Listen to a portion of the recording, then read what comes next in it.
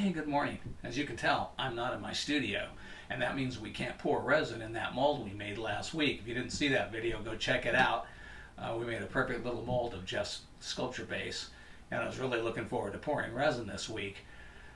But life gets in the way sometimes of having fun, and I had a little family crisis, and I'm here helping out. So it'll be some time before I'm back in my studio.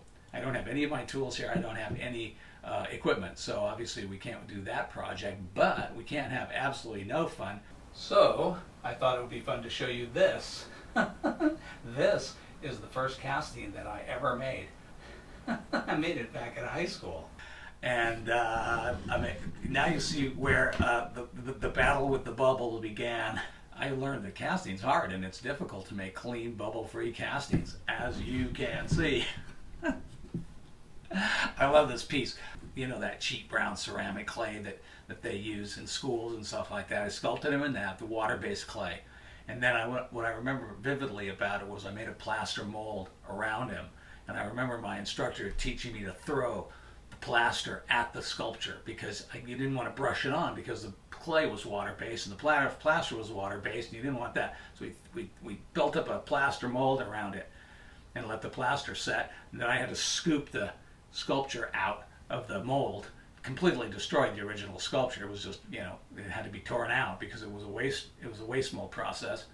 Anyway, so we scraped it out, cleaned out the plaster mold, and I poured him in concrete. And I had no equipment for no vibration, no vacuum, no equipment at all for debubbleizing, and this is the result of it. Anyway, I thought it was kind of funny. I mean, because I'm in my parents' house and they have, these relics from the ancient past still in their house, you get a chance to see the very first casting I ever made.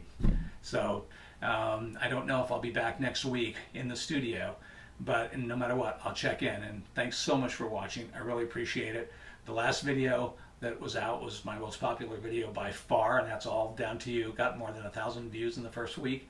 And that's all you guys doing, and I appreciate it as always. Keep your questions, keep your projects coming, and I will see you next week.